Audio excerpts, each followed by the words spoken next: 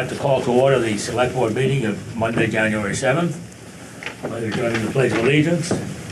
Pledge allegiance to the flag of the United States of America, and to the republic which stands one nation under God, indivisible, with liberty and justice for all. Thank you. Why don't we just start off with the warrants straight away?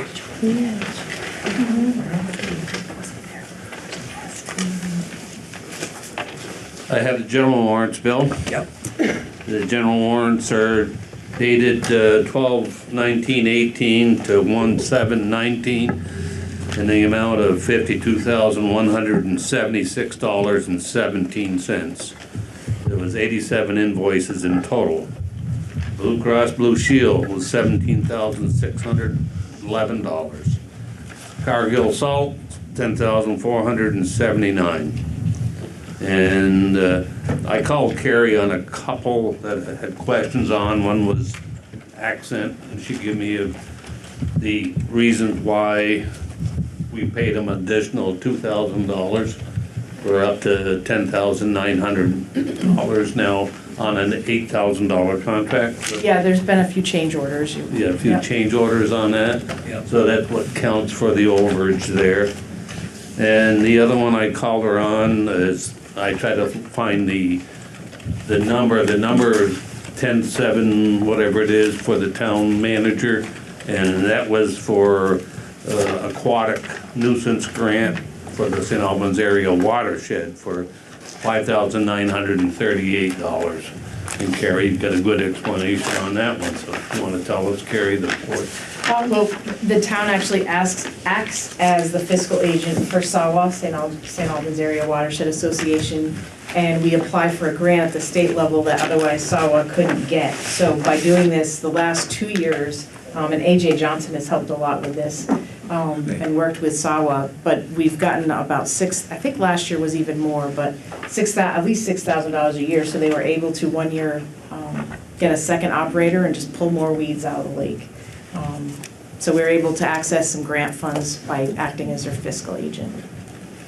So it shows up as an expense, but it's also, it's a wash because it's in the revenue. It's just a flow through. Yeah, yes, it's a wash because the same amount is received from the state.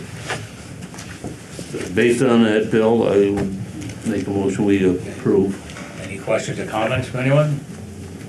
Not all those in favor indicate by saying aye. Aye. Aye, the motion carries. Al, you have some warrants? Yes, I have the warrant for the industrial park in the amount of $2,613 for Drumac services primarily, and Champlain Associates for some wiring to fix a pump. Okay. Any question or comment on that one? Okay, all those in favor indicate by saying aye. Aye. Okay, motion carries. Brendan? I have 3 payroll warrants. First one's dated December 21st, 2018. It's for $17,706.75. The second of the 3 is dated December 28th, 2018. That's for $31,047.83, and that's higher because of retirements and different payments we have to make associated with having it. This is retirement. We And haven't there's anybody one more. retire. These are money One into the more. retirement funds. Right, sorry. Okay. Yeah, it's some agency checks, so there's 3, I think, payroll Okay. ones. Any questions or comments? I have another There's 3 payroll warrant. He's got We have one another more. one. Okay, all right. So this one's dated January 4th, 2019. It's for $16,341.04. I'll make a motion we approve all 3. Okay, all those in favor indicate by saying aye. Aye. Thank you.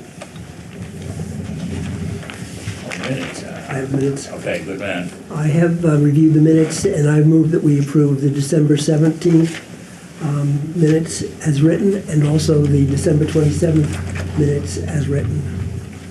There's one minor change on the December 17th, third paragraph. So, okay. Sorry. No, that's right, never mind, no change. Sorry, go Okay. ahead. Okay, so any comments or questions about the minutes? Okay, all those in favor indicate by saying aye. Aye. Motion approved. Motion is carried. Thank you. You're welcome. Now comes to the heavy-duty part of the meeting. We have all the legislators here, or not all, but some of them. Have you guys drawn lots to figure out who's gonna start? I think probably All the three of the us can same go time. together. You think so? All right. You're all gonna agree? 2/3 probably. Yeah, I'm trying to think.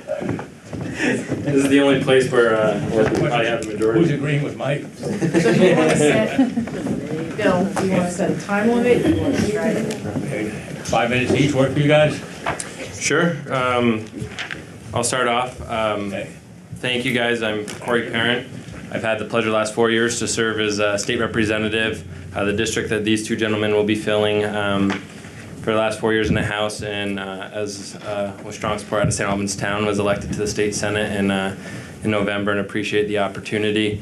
Been making my way up. This is about the 7th or 8th select board meeting I've been to across the county. Before we made it to the session, I got 2 in Alberg, one for the village and town tomorrow night. So I really use these as an opportunity just to listen. I know we had a debate here towards the end of the election where you guys shared some of your concerns, but I think there's going to be a lot on the plate for the legislature this year. You know, I think you're going to have competing interests. You have a legislature that's decidedly one way and a governor just, you know, the exact opposite. So I think, you know, some of the challenges we face from a broad perspective are really going to come around towards our demographic trend and our economic trend, and we've been trending the wrong way for a long time, and I think we have to figure out to come together across a political spectrum to figure out the solution. By the end of the next decade, we'll see continuing decline in enrollment in our schools, we'll see continued decline in our workforce and tax revenue, and at the same time an increase in unfunded obligations. We have a lot of fiscal issues at hand. Our state pension program is woefully underfunded. It continues to be underfunded even though we've been making step-up gains. It's built on a 7% return assumption. No one got 7% this last year, but the year before, when everyone was getting 18 or 19% without doing anything, the state of Vermont, in its infinite wisdom, managed to get 6% return. So we didn't even meet our average benchmark in the best year of stock market return. So I think we have to have a discussion about what that's going to mean for long-term private state of Vermont. You're looking at a pension obligation of $8.5 billion by 2037. We have 3.7 of that saved. So we've got to come up with $5 billion over the next 20 years. It's going to eat up the catch-up funds. The path we're on is going to eat up about 40% of our discretionary spending. You know, the state treasurer has been saying, oh, it's a small amount. It's 40, 50, $100 million here, but what they don't realize is when you take out the federal funds, like when you guys get, and you take out, you know, a lot of the funds that are already spoken for, what's left for us to speak of, it's going to take up a big portion of any potential growth and any spending in the general fund. So I think starting to talk about that now. I don't think it'll be a solution this year, next year, but I think it's critical we start having that discussion. David Coates has been talking about it for a decade, and quite frankly, the legislature hasn't been addressing it in a serious manner. And fixing it will include growing our economy, getting more folks to move into Vermont. Our bond rating downgrade in the fall had a lot to do with this. If you read into the documents, they're concerned about our demographic trends, and if our bond rating is impacted, it's going to hurt municipalities as well. So just kind of in a nutshell, I think there's a lot to work on. I think that stuff's much more forward-thinking than the legislature tends to be. We tend to manage from crisis to crisis and not always think long-term, and I think it's time now we start at least having some folks thinking about the long-term. Out of curiosity, who manages the state pension funds? There's a group along with the state treasurer. State treasurer's ultimately responsible. She seems to be fine with where we are. I'm not comfortable where we are. You'll say, well, what background do you have versus her? I began my career in municipal finance in New York City. I trade municipal bonds for Goldman Sachs, and looking at other trends, you look at, we're going to be in trouble 20 years from now like Detroit was 6 years ago. If I don't think we start making adjustments now, and you know, they're not, you know, some people are going to come out and say that, oh, the boogeyman, they're going to take pensions away. It's not any of that. It's just we got to figure out how to grow our economy and get more people working and paying in more revenue, so that way we can meet these obligations. The issue that we're seeing is we're probably at a scenario called peak revenue. There's a lot less Mikes, Casey's, and me coming into the workforce, and a lot more of my dad's retiring and Mike's dad's retiring, Casey's dad's retiring, and we're not replacing them fast enough. And what that's also doing is we're also making less money than they did when they leave the workforce, so we're not paying in as much to the state of Vermont. So those are all trends that, they think this year, next year, there was a concept that we're could potentially hit peak revenue. And all those rosy scenarios they painted out in the pension to be fully paid off in the next 20 years also don't account for the next recession that's going to come. And I'm thinking that's a year to 2 years away, just looking at where the market's been kind of bopping up and down. So we're 10 years out of the last one, and heading that direction. So I think being prepared and not caught short-sighted would be wise for us all. You're gonna be in a problem if you're underperforming compared to your objectives. Yeah. You can only do that so long. Yep. Have you been assigned a committee yet? No, so the House will be assigned Wednesday when we get sworn in. None of us actually are sworn in yet, so I'm still your state representative. I'll be your senator on Wednesday. Senate, looks like the Senate does a little different process. They're hoping to have committee assignments by the end of the week. They have 3 people working on signing our committees, so. Two. Yeah, so, and we have 2 committees, so I'll have morning and afternoon, so we'll know by the end of the week where we are. Okay, so why don't we give the other end of the spectrum a chance, Mike? Well, now that we've been elected, I hope that we're able to work together on stuff, and we've already actually, the 3 of us, been discussing some things that we might be able to collaborate on. So for the record, I'm Mike McCarthy, the representative-elect, until Wednesday, of course, as Senator-elect Parent said.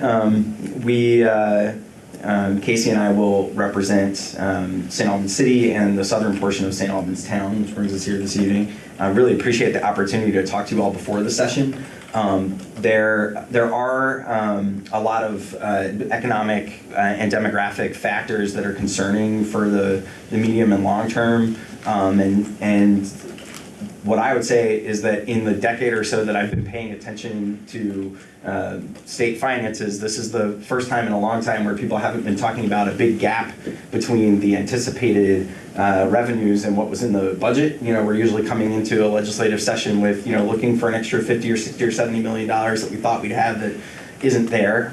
So from that perspective, in the short run, we're coming off of a good year. And that gives us the opportunity to make sure that we are fully funding our pension obligations to make up for some of those issues that Corey was talking about. But I think we also are going to be seeing a real focus on what investments do we need to make in making sure that we have an education system that is providing the highest quality education for our children, and delivering that in a way that matches the needs that we have in our communities and those changing demographics. And some of those are really hard conversations, so I think we're going to be looking at continuing conversations around school governance. And communities like us took advantage of Act 46, we're going to have to continue to look at some of our neighboring towns are really frustrated by that process in ways that we haven't been. So that's going to be an area, I think, of most impact perhaps to St. Albans Town are going to be conversations around development and reforms to Act 250 that may allow us to have more advantageous and streamlined permitting for the kind of economic development projects that we, I think as a state, agree that we want. And I think that's an area where you'd probably find a surprising amount of agreement between the 3 of us, despite our differences in party. And at the same time, I'll be focused on some of the impacts that are already happening and how we adapt to increasing weather events due to climate change and the changes that we need to make for an all-in approach to improving state water quality. So one of the things I focused on during the campaign season was really thinking about how do we, without putting the burden on specific areas of our economy, like for instance, the city of St. Albans, we on the city council formed a stormwater utility in order to start building the revenue base to be able to do some of the things that we're required to do under our stormwater permits that we didn't really have the funding for. I'd like to see an all-in broad approach where the different sectors that are contributing to nutrient pollution and other types of pollution, and especially those municipalities that haven't started making the investments that they need to make, are doing what they need to do, that we're encouraging residents with good incentives to do things that will help improve water quality, that industry, from agriculture all the way up to folks who are managing our industrial parks, are all kind of taking an all-in approach, and everybody's doing something in order to contribute to the massive amount of work that needs to be done. I hope to be able to have a voice around the state's investments in infrastructure, and we'll be looking at how do the investments that we make in our ditches and our roadways and our highways and our bridges impact water quality. So that's an area too where I think there's already existing funds where if we spend them the right way, we can have a positive impact on water quality without needing revenue sources. And the bottom line for me moving through this is, are we, the $6 billion a year that we're spending in state and federal dollars that the legislature has some control over, are we doing that in a way that's delivering, or at least laying the groundwork for high quality and affordable education, healthcare, policing, all the basic services that we all rely on the state providing, and doing that in a way that really serves the most vulnerable and the lowest paid people in today's economy. Vermont's seeing just very extreme income inequality. There are basically two Vermonts in a lot of ways. I think a lot of people in our community haven't seen their wages increase, especially relative to the cost of things like housing and like their energy, and making sure that we're really building an economy where the young families that Corey talked about that we want to get here have access to a housing market that allows them to own a home or live in a decent place, and that the kind of amenities and the sorts of communities that people in our generation that are moving into their professional lives that could be the working taxpayers that we want to see in here growing the state. Do we have a state that has the infrastructure, the broadband internet to attract the companies that will employ those people? So having that economy that works for every Vermonter is going to underpin all the decisions that I make as a legislator. And I really hope to have the opportunity to work with these gentlemen and serve you all well.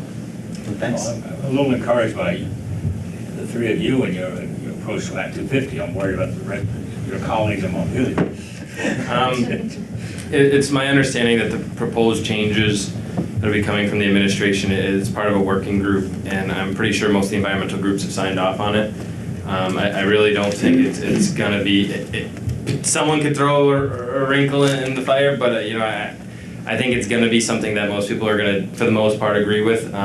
Really what the changes a lot of them are going to, I think Mike alluded to, there's potential for some criteria around climate change. I don't think that's been ironed out yet.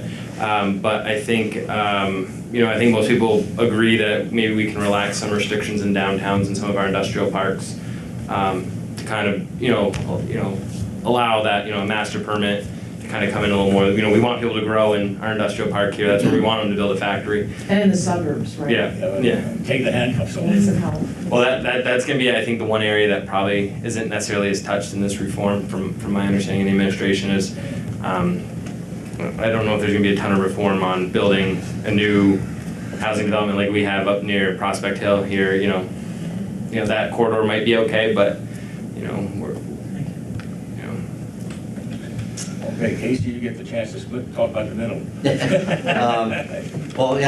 Casey Toof, I represent with Mike, St. Albans City in the southeast portion of St. Albans Town, where I live. I want to thank you all for having us here. I'm not going to say much more than these two have really laid out kind of what's going on. I'm the real true freshman here. It'll be my first time going down. Mike has been down, Corey's been there. So for me, I'm in the ooh and ah stage. It's kind of like, I'm looking forward to going down there, but I understand that I am in the minority of the party, so I'm going to have to work real hard and try to find some victories where I can.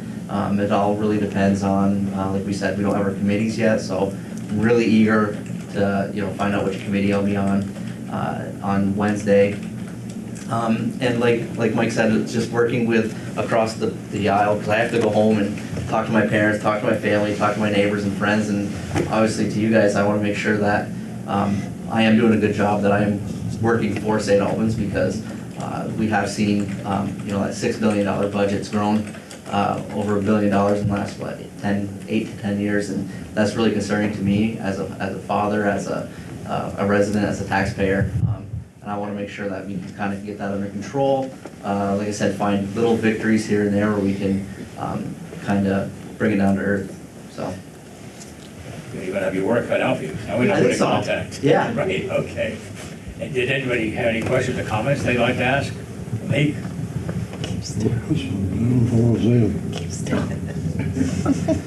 Al goes, come on, Bob. Well, I told him to keep I still. sit here and I listen to this, and it's all great.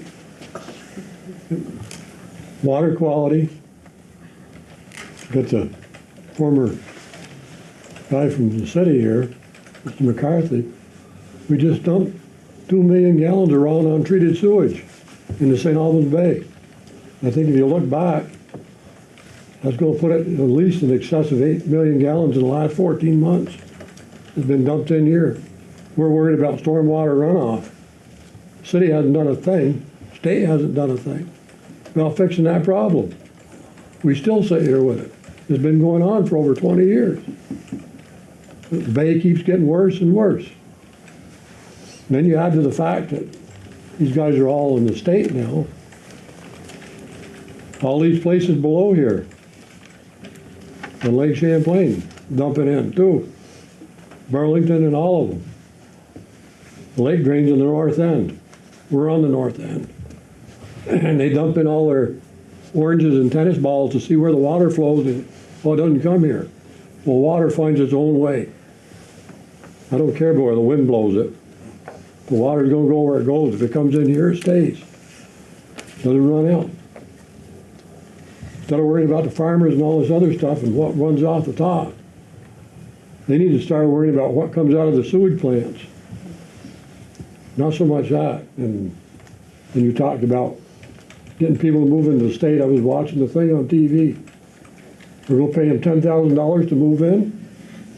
And you're complaining about the pension fund being underfunded. Why are we paying people $10,000 to move in here and become a resident in 6 months?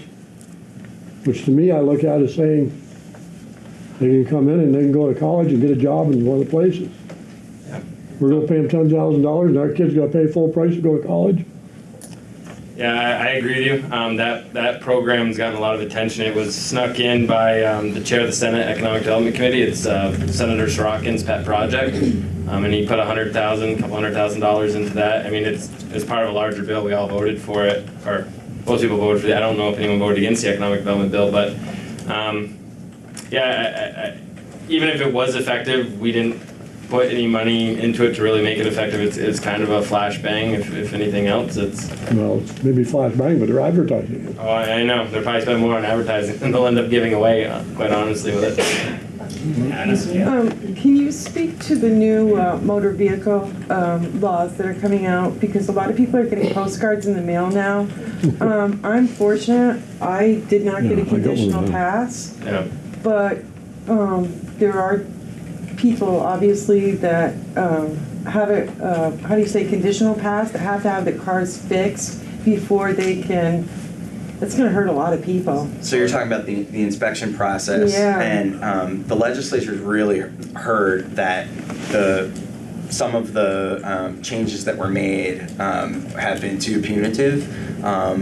I would like to be back on the Transportation Committee. I think we'll have someone from Franklin County on that.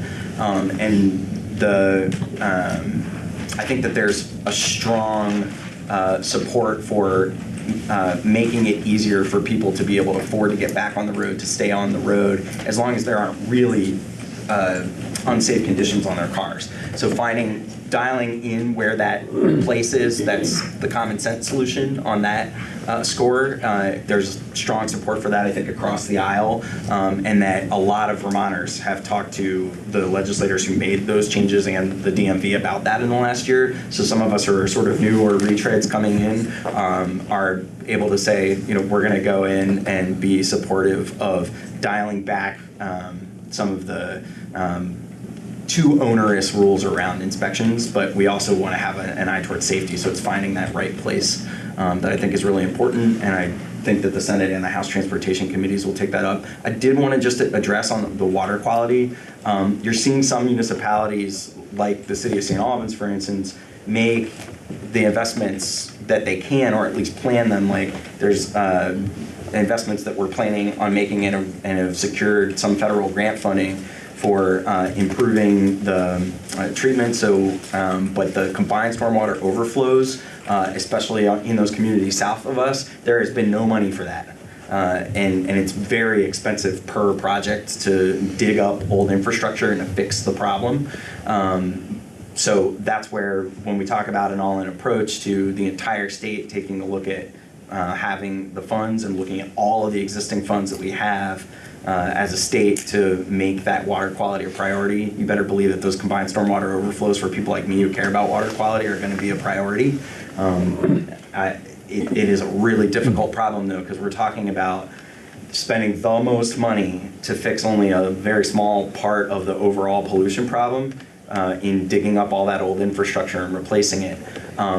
The issues that, for instance, municipality like Burlington is having with their actual treatment. So when we do a combined overflow release here in St. Albans, that's typically, the vast majority of that is actually rainwater, and only a very, very small portion of those gallons are actually partially treated sewage. One problem with that, I've hunted and I've trapped and everything in this marsh down here, and I know what comes out of that pipe, and it's not nice. When you set muskrat traps on the side, you get an overflow from the city. They blow the manhole cover off they used to have down there, and all your conibear traps are square. You go down the next day to check them. You're trapping for muskrats, and they're wrapped in toilet paper. That's not rainwater coming down.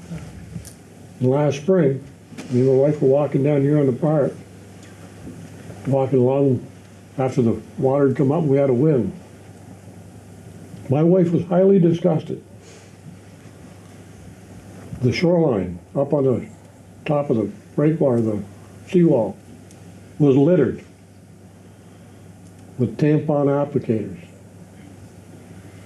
The year before, they picked up almost 3 5-gallon pails. Guess what comes down from the city? Those. So you can tell me all you want about how clean that water is, but I know different. It's not clean. All right, thank you, Bob. Al has a question. So I have two things. One that I hope you'll all agree on.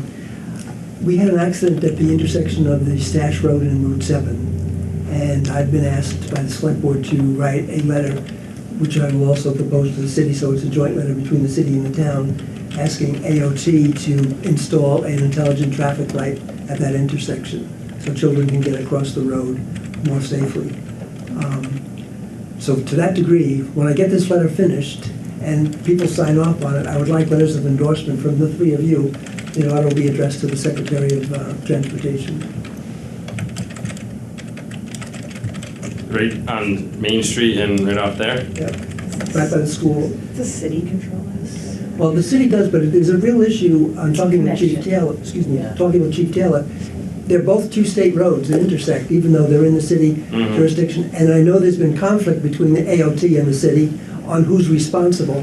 What I'm looking for is the state pay for the traffic light. Yeah, my only concern with the traffic light there is the backup of traffic on Main Street. I mean, is Main Street built to handle, I mean, once you start slowing that there, I mean, coming through there, I live on Potter Avenue, so I'm coming through there to and from work every day.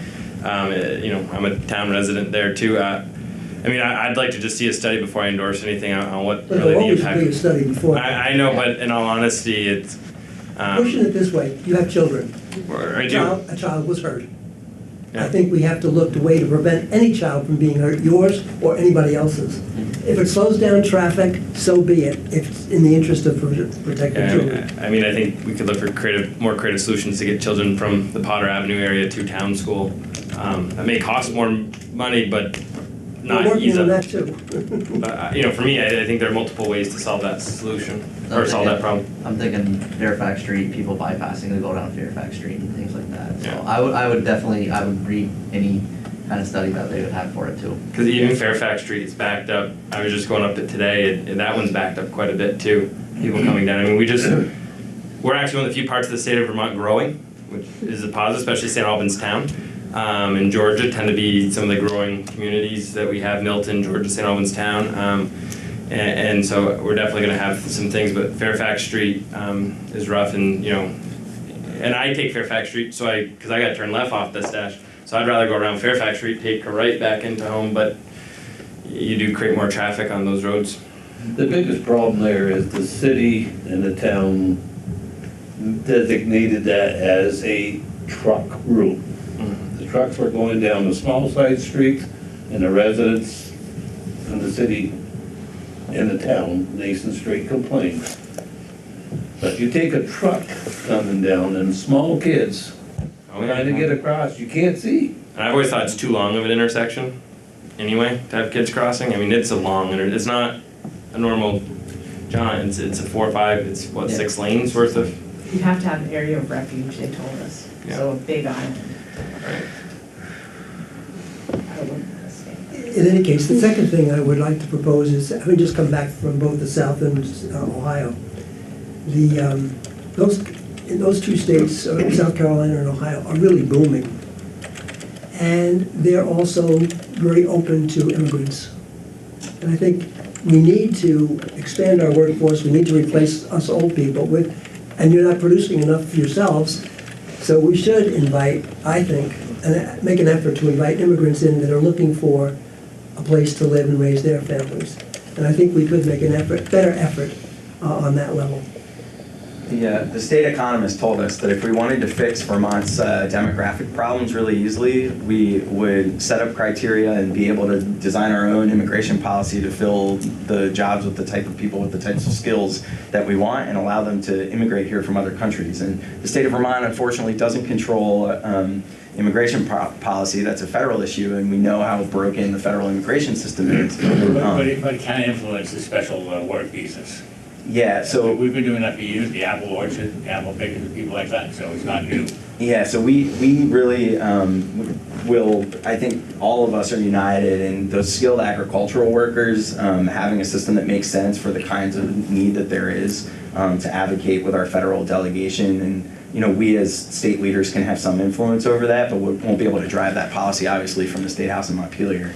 But what I would say is that on that note, Al, you might have had your tongue planted in your cheek a little bit when you were talking about how we're not producing the next generation as prodigiously as maybe the demographics would like us to.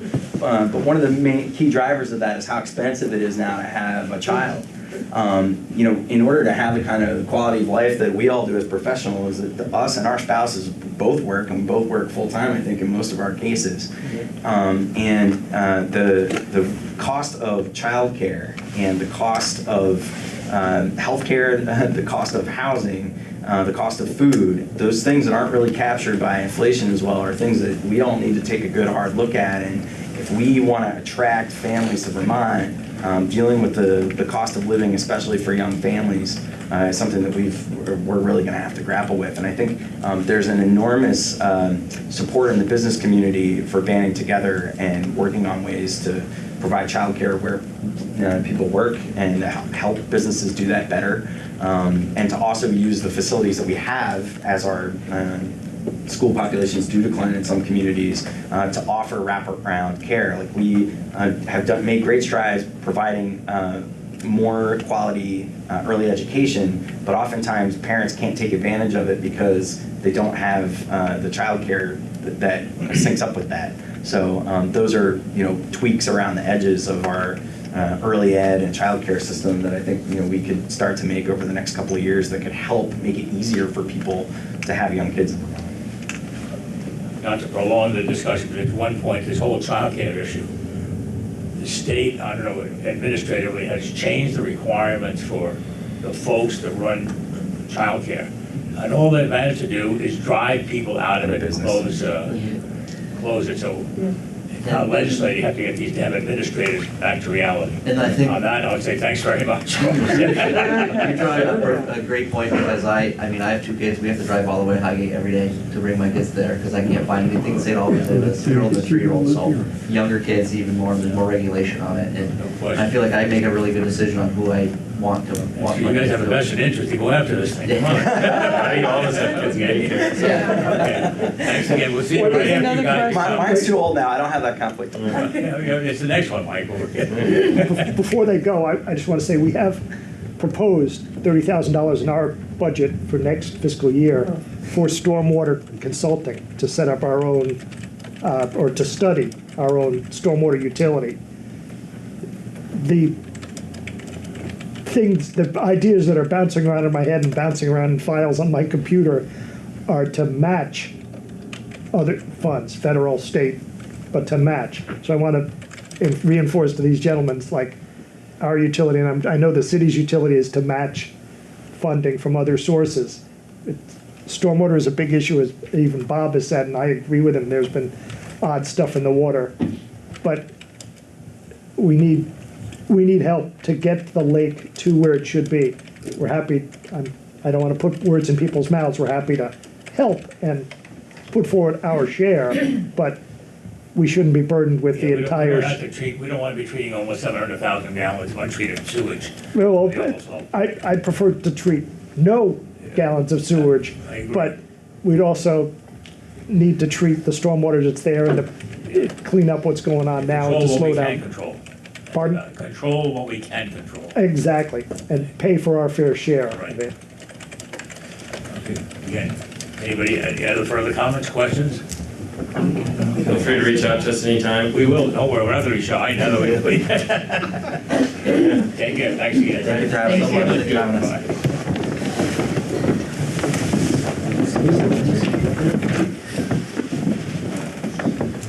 Okay, our next agenda item is Mr. Connell.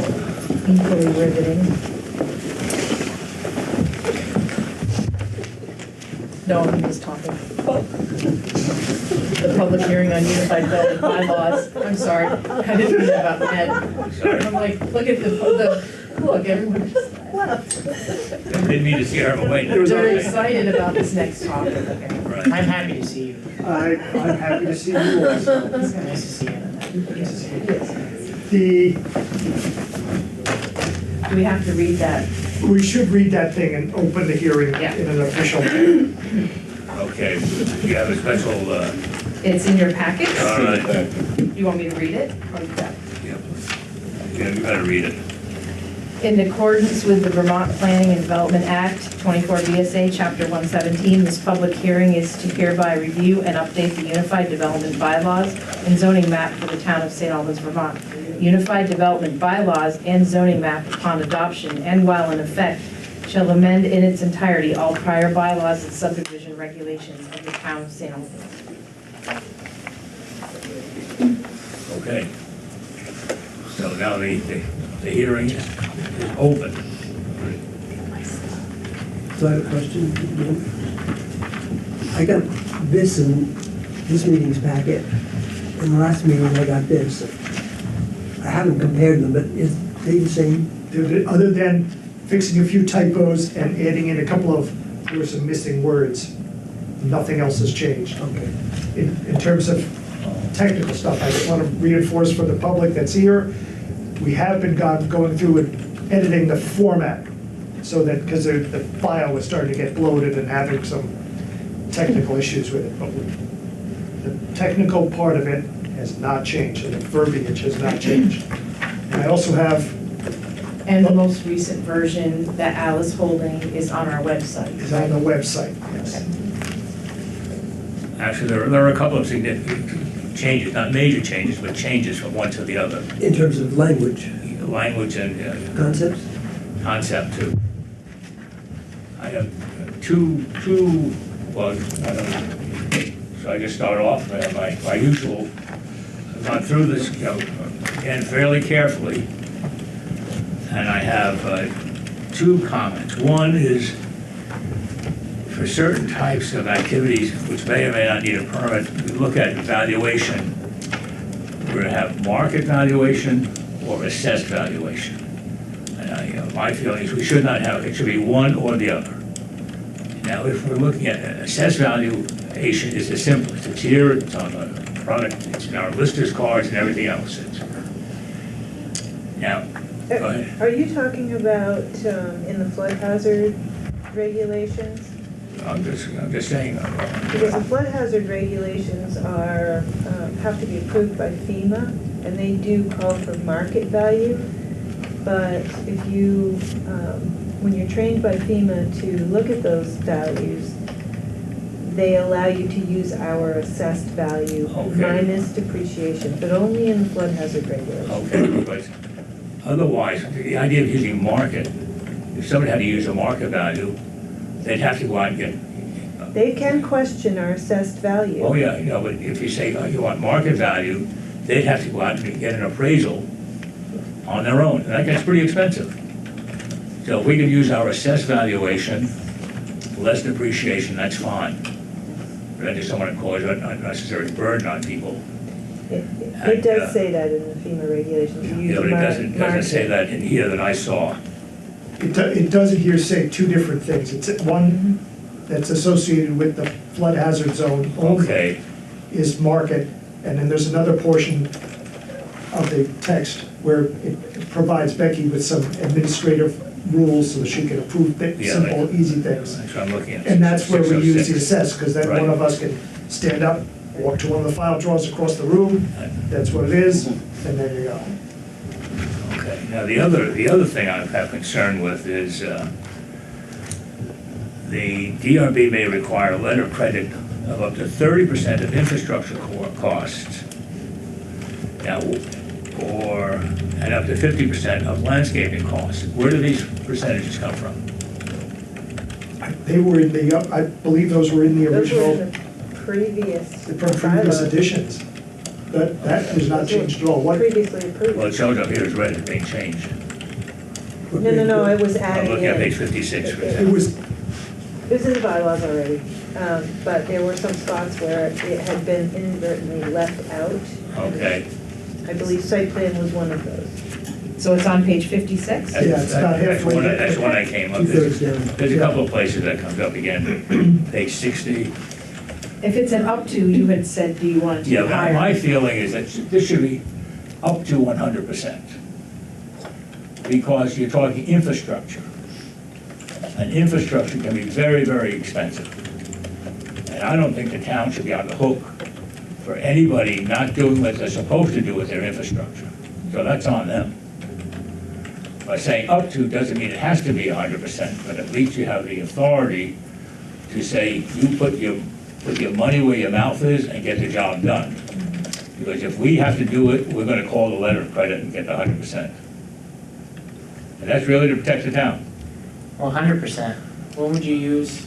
The only place you could use 100% that the cost of construction would be if they hadn't started the project to begin No, with. this is infrastructure. Right, it's not the buildings, it's just the roads, just the infrastructure. Stormwater? stormwater. Stormwater the- stuff like Wouldn't that that. already be in place before the buildings?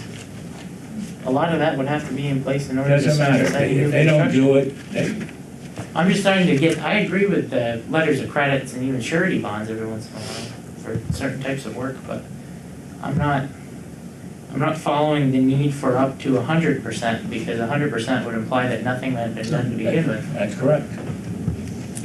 Why, I don't understand why 30%. I think 30% is much too low. And I think if somebody fails to do what they're supposed to do, they should pay it, not us, not the taxpayer. I just follow that 30% as a thought that an average project might fail Well, you with don't know. 30% It's or a less guess. work left. It's a guess. By saying up to 30%, you put a limit on it. How often does the DRB actually require these letters of credit as part of approvals? They do require it quite often. There's only been, I think, in the almost 16 years I've been here, twice that I've ever pulled them. Well, still, that's two times we needed Yeah, it, two Twice, times where she right. had to call the letter of Had to credit. call a letter of credit. right? And so by putting it up to 100% doesn't create any problem for anybody. It's not mandatory. Yes, go ahead. How do you decide during or before a project what value they do get?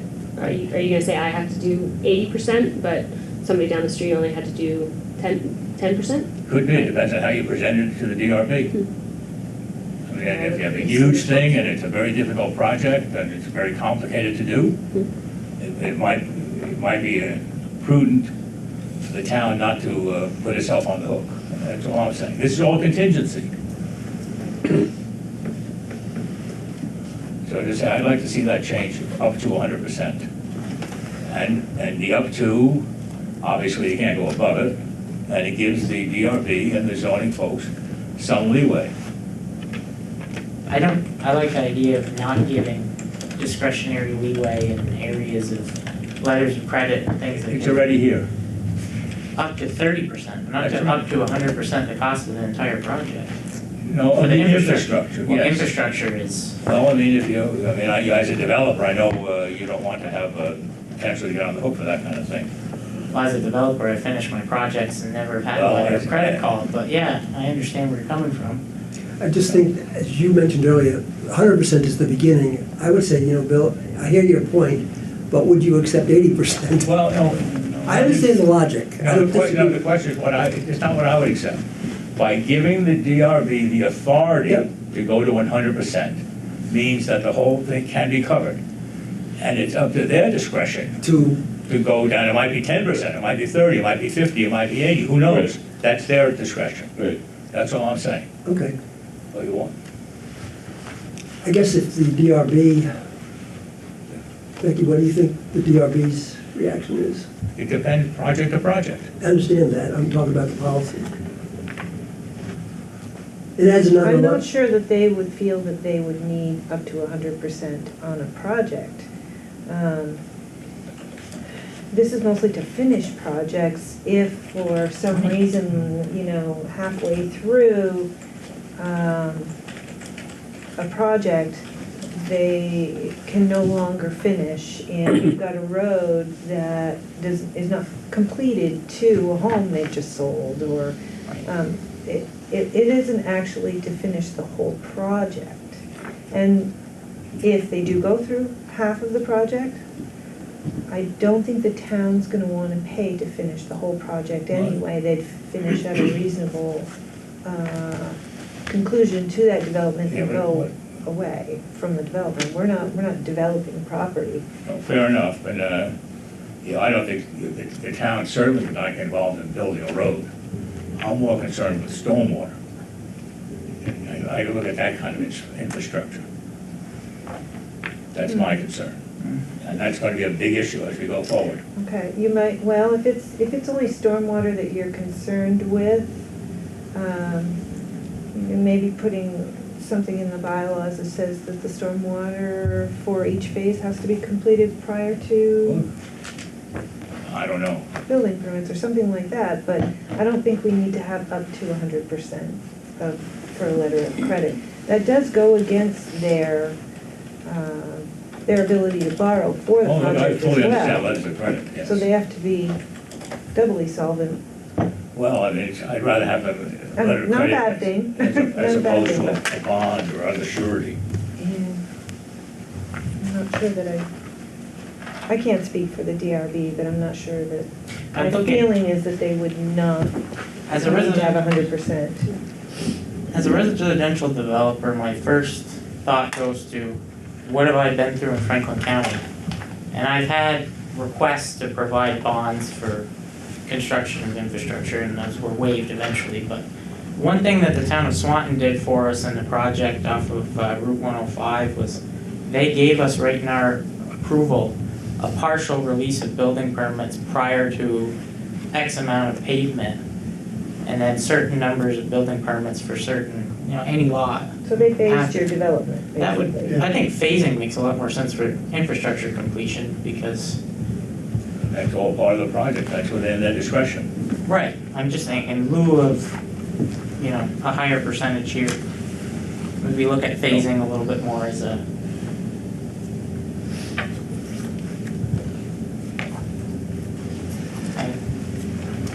So what's the consensus on that point?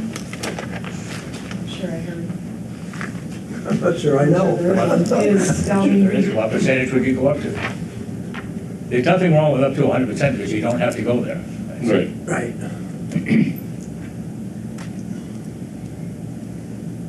I don't know. So what do the experts think? I think something in the 80s or 85% would be logical, but the problem is that you have to apply it to essentially everyone. Because one of the questions was differential application. If somebody comes in and you're only gonna require them 10%, the next person 30%, Well, it has to be. by having up to, that gives you, the intention is discretion, there's no question about that. Correct, but I'm saying that discretion has the potential to end up in court.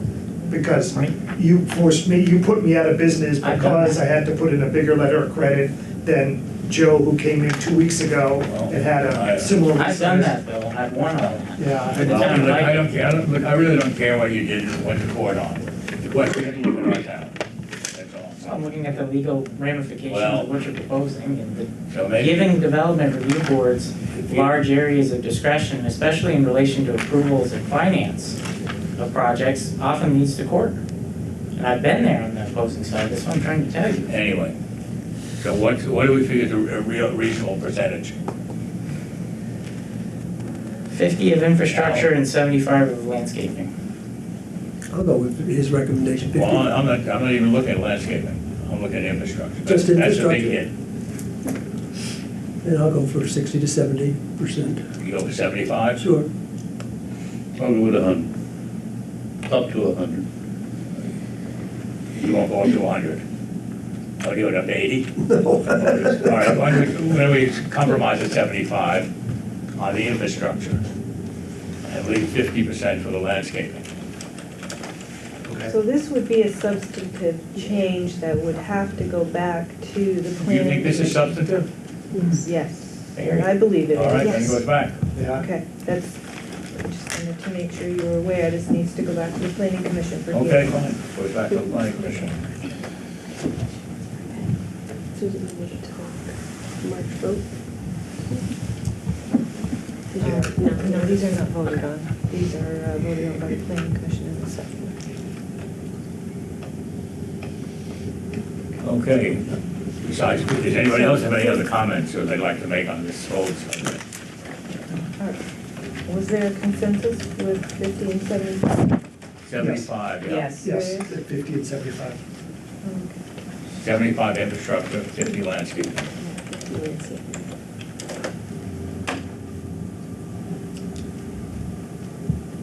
And is that up to?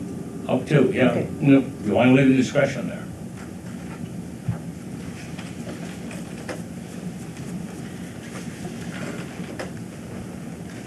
Leave the legal fees at 75,000. No. But I mean, if in their decisions, it's well thought out and rationalized, that's your best defense. If it's not consistent, it's indefensible. I hear you.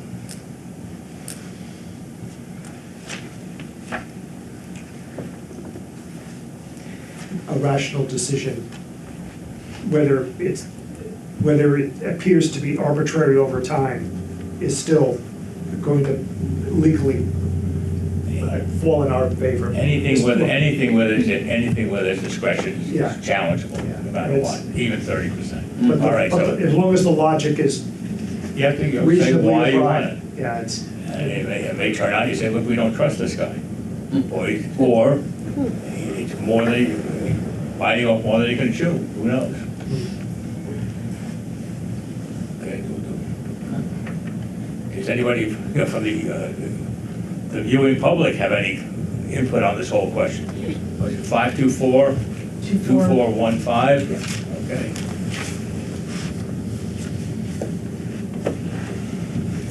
I don't think there should be an up to. Pardon me? I think that the DRB shouldn't have the decision to pick and choose who they do and don't trust. I think there should be a flat fee, whether it's 50 or 75%. The only reason landscaping is higher is because landscaping usually dies off after the fact, Well. that's why. So it just seems wrong ratios to have 75% for infrastructure. Okay, what's your name? Alicia Filer? You, for the camera, just look at that. Alicia Filer? Okay. You don't want to look at the back of your head all the time, right, okay. Any other comments? Okay, we'll see you in the future. You will see me again. Okay. Anything else, or was there anything else in the bylaws that you needed to go over? Well, Becky's here to Okay. answer questions. Becky, do you have any other questions? I don't. Any more? Just out of curiosity. Uh-oh. No, you added something in here. ATF approved explosive magazines. Yes. What is that? I know what it That's for is. fireworks or for. Shipping container. Yeah, it's a shipping container, but it's an ATF approved shipping container. For Do we have any of that stuff here? Yes, we do. Yes, we do. Really, where?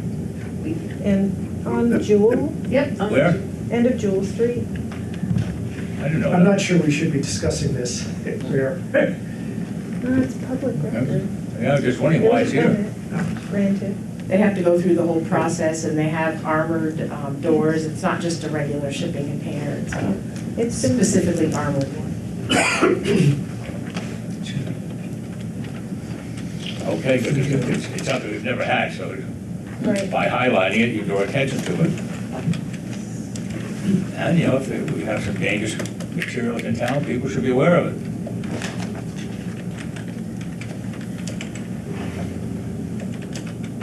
Might get up before something else comes up. no, I'll just stay to the end. Okay? We do need to close the hearing though. Yes. Okay, how do we close it? You just say, Okay, the hearing is now closed. Thank you. now that the hearing closed, if anybody would like a copy of our updated zoning map, we have copies. I will leave them over here on the side. Okay, thank you. And we'll make sure it gets up on the website. in the next day or so. We're gonna get a big one for here? We have two big ones coming. Okay. With the signature block on there like that one But has. we have to change, we have to sign it, right? Yes, once we are. Once it's approved, but we have to go through this process again. Okay, Again. all right, It'll fine. take a Frame while. for this one. Yes, we will afford a frame so it doesn't fade. Thank you. Thank you. Going home early, Becky. Okay,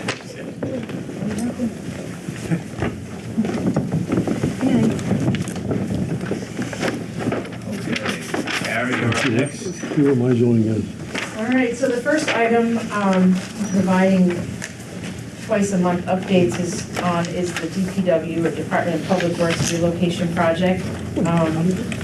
As those of us involved are quite aware, but not everyone is, the bid went out right before Christmas. Bids are due next week. The deadline is on January 11th. And as with many big projects, it did require an addendum, which means there's some questions that came up, some clarification points. So Matt Young from Ascent Consulting worked with our design team to make that one fairly large addendum this week. They put that up on our website. So bidders are asked next week on Friday to submit their bids. How many bidders do you think there are? Well, we pre-qualified them, so we have a list. It's on one of those emails. Is it 6 to 8? Yeah, Because we allowed some people to bid as basically GCs or general contractors, and then there's some that just bid on the actual portions of the project, so that's why I went a little bit higher. Like structure? Right, yeah, if somebody just wanted to build, I don't know, I can't, Steel frame. right, or there were small bidders that GCs are allowed to then go out and piecemeal the project with, so there's a Some general list. contractor would consolidate, coordinate all these small bidders. That is correct, they're gonna pick their team. So you figure you've got 6 or 8 GC, 6 or 8 altogether? Right, and I'm not sure if every one of them is gonna bid on the actual project next Friday, but they were pre-qualified to do so. And this is both the garage and the salt shed? Largely, it's a project, I mean, the shop itself, the DPW garage itself, the salt shed, because we got that grant, which is a wonderful thing, it's almost $400,000, but that requires a lot more planning and required steps to work with V-Trans before we can actually bid it. We included it in this bid, however, to find out what the market rate was on salt sheds, to find out if our estimates are actually accurate, but we haven't officially gone out to bid for the salt shed yet. well, you'll see prices on that, just so we understand, is our salt sheds 300, are they 450? We think, Matt thinks he knows what a salt shed, like the type we're requesting, would cost, but just for accuracy, he's asking for those numbers. Okay, but if we're going on the ballot, we have to have some pretty good idea what it's going to be. Right, and what we're asking taxpayers to do is allow us to pay for an up to number. So knowing that with these bids coming in next week, Fair we're enough. gonna have a really good idea on what the project costs. We can estimate on the salt shed and at least have a really good high number. Okay, But we know we've got $387,000 of grant money from V-Trans to help us of build which it. we must match 20%. That is correct. Yes. Yep. So that's the big, it's a lot of behind the scenes work that doesn't really seem very exciting, but it's necessary and it's gonna allow us to get a pretty good number in time to amend our question on the ballot. So, tell me again, when we get the bids? Friday, Friday. next Friday. This week or next week? I'm sorry, it's the 11th. I'm thinking, I'm still in the beginning of the So this month. coming Friday? Yes, Okay. January 11th. Yeah, you're gonna have there's gonna be a public opening? How are we gonna open the bids? We're not gonna have a public opening, we're actually having Matt open them, he's going to provide a recommendation, and then we're having a meeting on January 17th for him to review all those bids. Okay, Well, I'm sure we'll have a bidder list at some point, it just Sure, won't be Friday sure. afternoon. And then we're gonna have a meeting between the consultant and the select board to review those bids. okay. On the 17th. Is that legal, Carrie? To have Matt opening, you know, I thought our document said we had to do it in public. So I can, I think we have to. I think Oh, it yes. depends on how you put the proposal out. Like paving last year, I put out the proposal that I was gonna open the bids before the meeting and do a spreadsheet, and all the bidders were fine with that. So I think it's all in the way you propose it.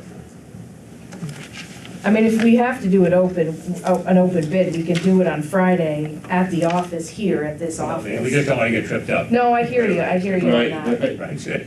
I think it has to be. I think it would be safer. Yeah, Yeah, I don't care whether it's legal or So- not legal, but it's safer. So, I mean, we can do that, it's Friday at 3 o'clock is the deadline. We allowed some electronic submissions, so, Just, don't, yeah. like you said, hold them on, okay.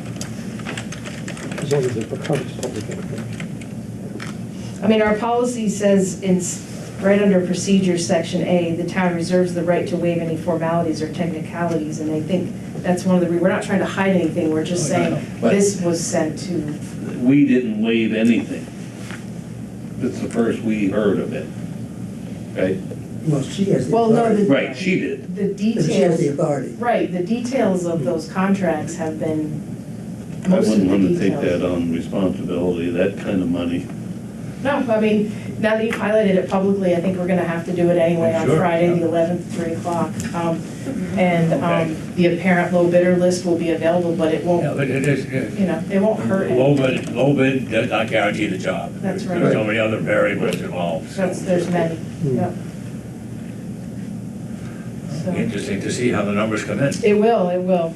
So to that end, the other thing that we're gonna need to start thinking about is how we We want to have some presentations and how to do that. We asked sell for it and, some renderings from, yeah.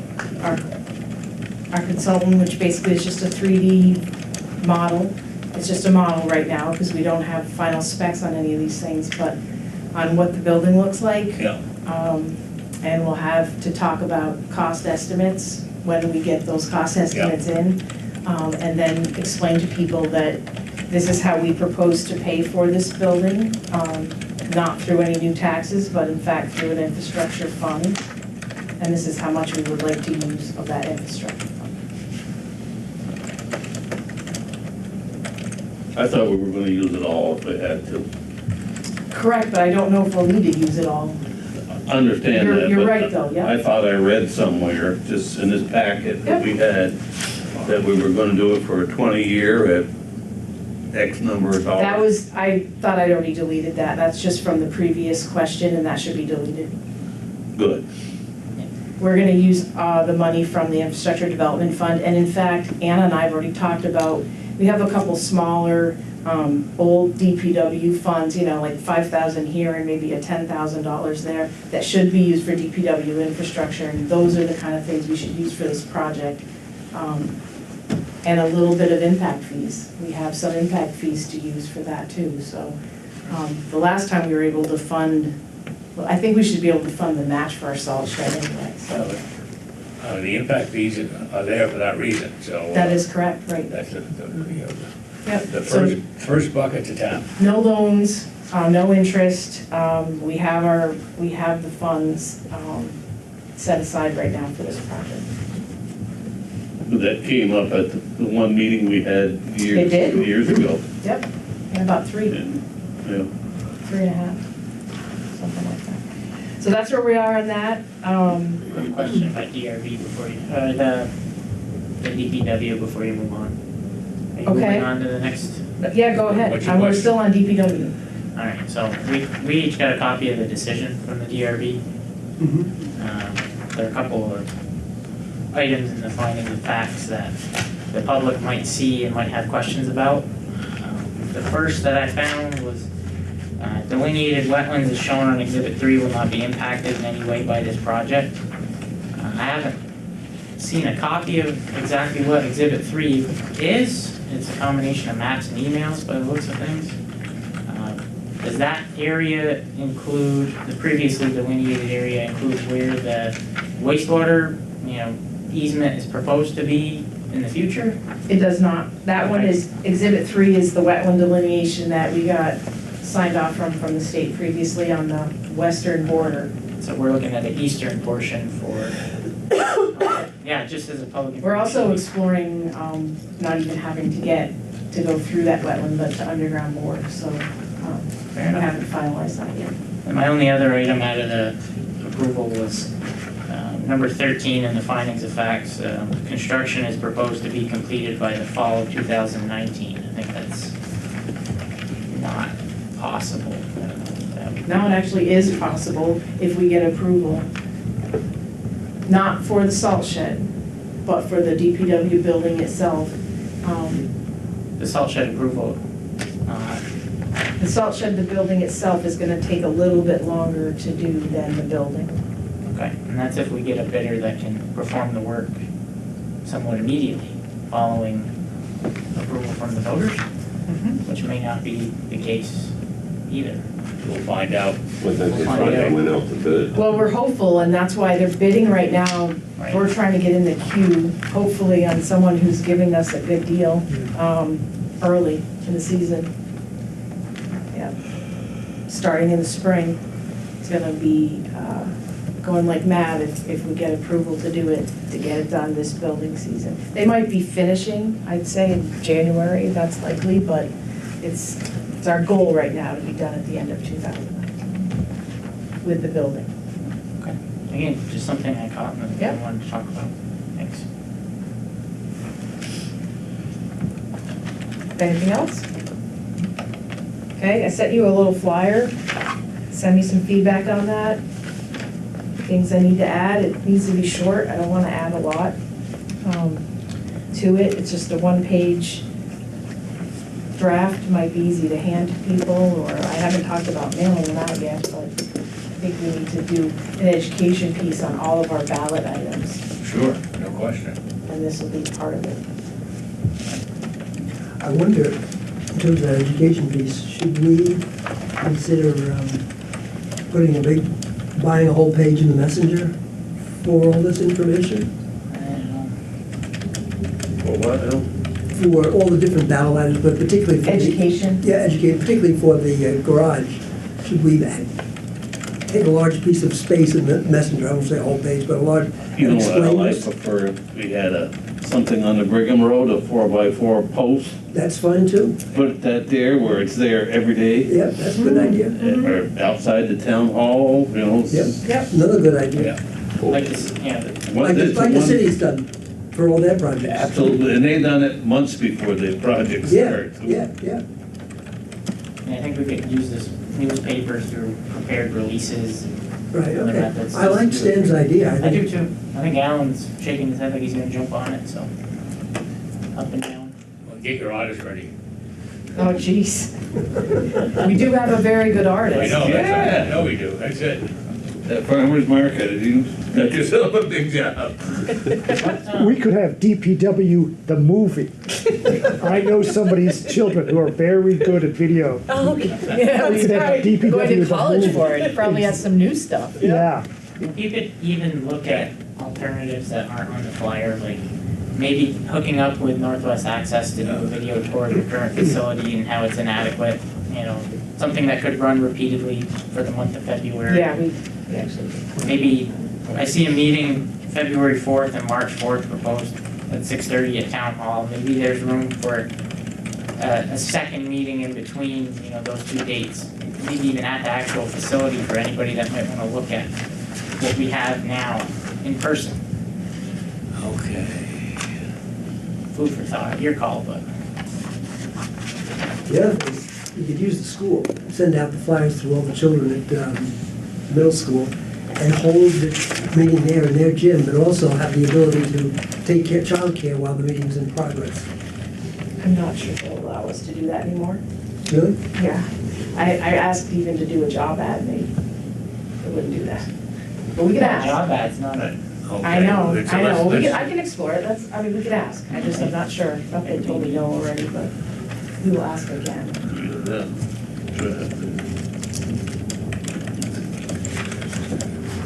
The dates, I mean, we're required to have a meeting the night before town meeting day. But the other meetings are pretty flexible. We can do as many or. We must have one the night before, Yeah, that's our that's our required, well, within 10 days. within So- days, okay. But it just, in this case, happens to be the night before. It's our required informational meeting. Okay, the sooner the better, that's good. Well, that's what I mean, like the other ones, my point was, the other ones are at our discretion. I just want to do Okay. them often and make a pointed effort to say what, this is why we are recommending a project. Facebook, Facebook as well, yeah. wherever possible, as often as you want. And we have some flashy pictures, it's pretty popular. I didn't get a copy of that draft, I can't, but I've read it, I've seen it. And I don't like on there providing cold storage. And a wash bay in the new building will extend DPW. Cold storage, just leave it outside. If you're gonna put it in cold storage, why put it covered storage? Covered, yeah. Yeah, better than cold storage. Non-heated, so I don't know what. I think covered sounds better, actually. It does. To me, it's, Anyway. what the hell's cold storage is, you bring your deer to get cut up and they flash freeze it. We're not talking about walk-in cooler temp, no. That's cold storage. It is, yeah. Walk-in cooler, that's fine. What happened in the emails regarding the wastewater from the washing of trucks? What did you find on I that? don't know, I think we gotta give this some thought here, this whole, I think we ought to talk with the engineers, the professionals who know what we're talking about. yeah. We're just yeah. speculating. I mean, maybe we shouldn't even put a mound system in. Maybe, we can direct drilling underground. ECI does it. And I know they go a long way. You see them all over. They get, I don't know, Ellen, you've been up St. Johnsbury, they're up there with all their equipment. They store it there. They drill all over for long distances, not You're talking about boring? boring, yes, That's for the one wetland. of the key issues. And that would do away with that piece, and it would save us, why spend money twice? Well, I think it's being, It's looked into actively what being we- looked into right what we now. can It do. is? Great. It is. Yes. Yeah. Great, I think we ought to pursue that. I just think it's ridiculous to do two things. It's just another piece with your timeline. The state permits can be long to get. That was our concern, so the other one was just a backup that was more feasible, but it's not our preferred first choice. The easements, I think, are the biggest thing, and if we don't have to go to If we don't the have to state do for it? that delineation, Correct, shit will be golden. that's right, yep. Our choice Did I say is. that word? It's okay, Sorry. they'll leave it out. I thought you said shoot. No, we don't. I know you don't. I know you don't. It's okay. It's should be bedtime for most of us, that's right. Anyway, our preferred choice is to use city or municipal sewer at this Yeah. point. It's the best and Yeah. most cost-effective way long term, Yes. so. Because I know that there's been some rumors floating around, so our best choice, our recommendation is go with city sewer for this building. As long as we can do it, yeah. As long as we can do it the way we're planning right now, so. So that's it on DPW. The next two things are really information. I gave you the equalization study results and the CLA, common level of appraisal. Bill gave you a brief summary of that information. Certainly is willing to come in at some point, but I usually just hand you that information and How do wait. they do that, Carrie? Do they throw out the odd ends? They do. Yeah, I mean, and that, it's the bell curve theory, right? And they take what's in the middle, they don't take those. Oh, boy. And so Bill can explain it much more technically than I can, but basically he's saying we're doing okay with the way we're doing things right now, that's why.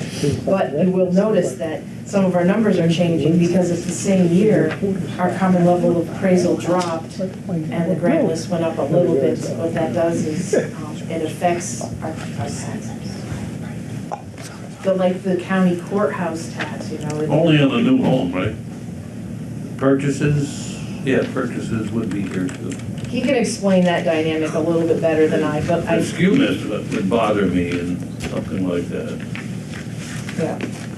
So the final 411 means, as he says here, we grew just under 1%, basically 0.8%.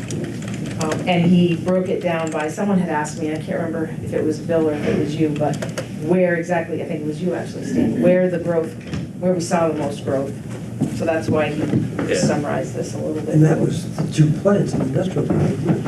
There's a big part of it was that, yes. Yeah. Yep. Power with utilities. Yes, which we knew the Been here. upgrade, yeah, Right. upgrade was gonna happen. Enhancement. See, yeah, it's an enhancement, but the whole, that we only grew 0.8%, I think is worrisome. We what now? I think that we only grew 0.8%, I think is worrisome. It does worry me, but I don't believe it's because of water and sewer. Oh, no, I wasn't thinking of that either. It's just home shoppers.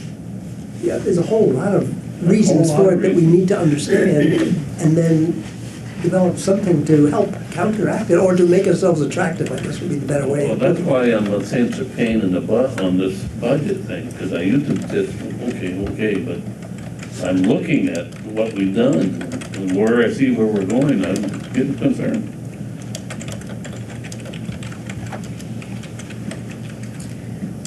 Yeah,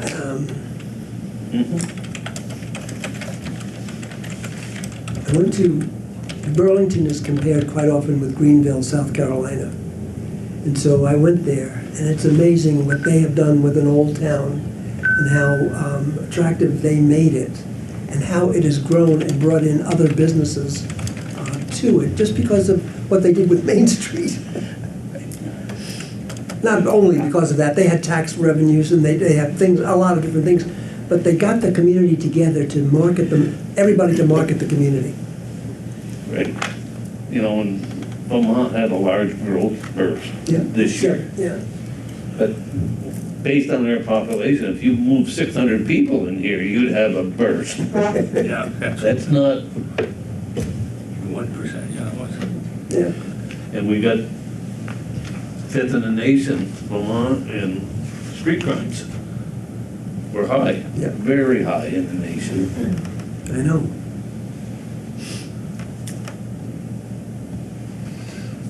So Still got that shotgun? I'm looking at me, I don't have a shot. What are you talking about? I don't know, we went in a different direction. Okay, I have no yeah, we did. comments? All right, we'll move on then. The last thing on here is I just mentioned Green Up Day, because for a number of years now, Green Up Day has been organized in St. Albans Town and St. Albans City by the Boy Scouts. And that leader has now said he can no longer do so, so we need to pass this baton on to someone who can help coordinate the town's efforts with the city.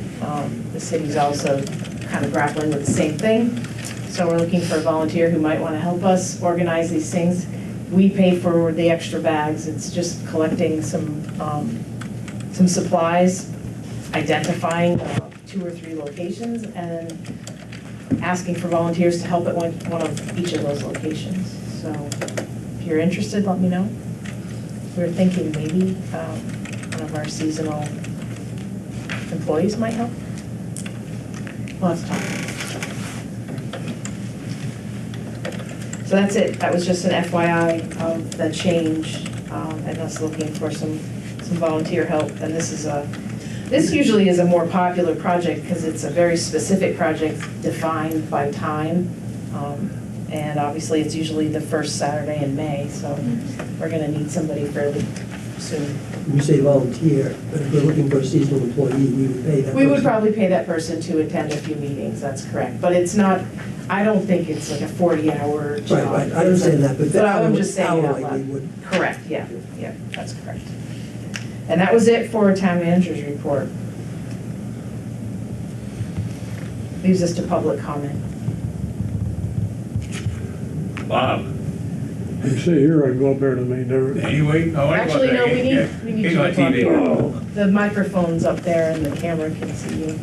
She's gonna be right there. She can't see only but the back of your head, Bob. No, this is more a question than anything else. I'm kind of interested to see when the town's gonna go down here to the marina, they can put signs up on the ice. They have a public safety officer. I keep driving by and that thin ice is getting way over to the dock. You got fishing derbies coming up, you got the snowmobile races, you got kids gonna be running around out there. We got cold snap coming. That'll skim over and get a little snow on it. People aren't gonna see it, they don't know it's there. Especially if they come in from out of town for the fishing derbies, any of that stuff. You know, you could have somebody drown down there. It's a good point. Okay, remind me again, what do you, down by the bridge? No, right here at the marina. Oh, okay. They got bubblers in or something? that Yeah. It's skimmed over 2-3 times, but so far we haven't had a lot of traffic out there because of the ice conditions. I know you got at least one derby coming up. The fire department usually has one too. And that's in the bay. You don't have people coming in from outside. That marina's brand new. They don't know there's bubblers under there. And there's enough water there now, so if you go through your toes, probably never will touch bottom. How far do you need from the marina? It's going in front of the dock now, you can see it. Okay, Well, ice is changing colors. so you would bring it into the Bay Park area? It's always go around the dock. I mean, you got snowmobilers going through at night. Somebody comes in from out of town and they take off with a snowmobile, and they've gone through there for the last 10 years. They may not realize that it's not gonna hold a snow machine. So are you thinking signs that we just put it pegs in the ground And I and, put them in, I make them, at least have them made reflective. right? So if it's at night and somebody got lights, they can see them. But, I mean, it's not very safe right there. I mean, the bridge is bad enough, but generally, you get cold weather and it catches enough and there's no water there. You can probably stand up, you're only gonna be up to your hips right now. I mean, summer comes, you can't even go through there with a boat. Down here, there's enough water, it's some serious trouble. The sad thing is you go through the ice, you'll come back up the same spot. You don't have a hole there to do it. Yeah. Can we have Bob Cross check this out? Yeah, I did Okay. write a note for that, absolutely. Okay, well, very good. I'm starting to get a little nervous about it. Like I said, there hasn't been a lot of foot traffic out there yet. Okay. You know, you don't have to wait for a select board meeting, you can call me. Bob, no, wait, I got a question for you. Did you say after the meeting, I need to talk to you? Okay. Thank you.